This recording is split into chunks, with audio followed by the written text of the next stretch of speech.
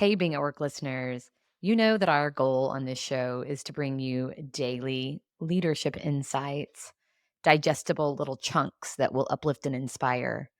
And I appreciate voices of leaders that are so important in my life on this show. And so I have asked my colleague, Amanda Areces, our VP of Client Experience at HRD, to take over every Tuesday in April because I've seen Amanda navigating some pretty significant leadership challenges over the last bit of time. I know that she is, oh my gosh, she is wicked smart and cares so much about her team, her clients, the work that we do at HRD. And so no doubt you will learn from her. Check it out. Talk about practical. Today's leadership strategy: ask for help. Asking for help might seem like a yeah, no kidding moment for a lot of you. And I am so proud of you for that, if that's the case. I can't tell you how many times I come across leaders who say with exasperation, no, I've got it, or I don't want to put that on anybody else. And I'm just not sure taking on more is the best strategy. Recently, my husband went out of town for the weekend. For a lot of people, that's a pretty normal thing. Partners travel, everybody needs a break, nothing here out of the normal. He asked me well in advance to see if it was a good weekend, just not too much going on.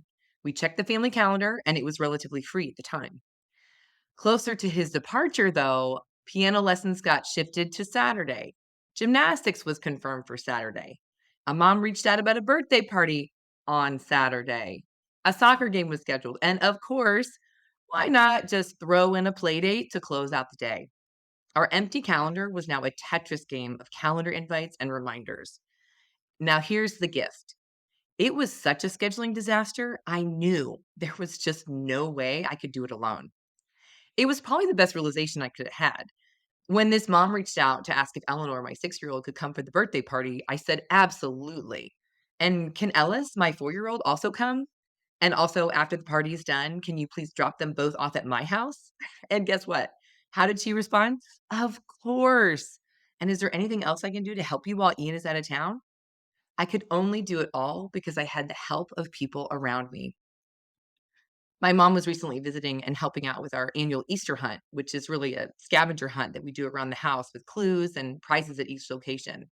She was walking up the stairs of our basement, hands full, trying not to take 2 trips or inconvenience anyone, and because her hands were full, she wasn't able to hold onto the railing. Well, she slipped. She took a fall down the stairs. Now, here's the great news. She is fine. She's fine, thankfully. The metaphor rings so true for me that if only she had used that railing, she wouldn't have fallen. The help was there, and her hands were too full to use it. My leader, Andrea, is constantly monitoring our team's capacity and looking out so that we don't take on too much. Too much is just our culture. We're all hands in, we're all the time. And she is taking care of us so that no one is carrying too much of the load. It's a gift. And it's a great reminder to all of us. We can't do it alone, and we shouldn't try to. Ask for help.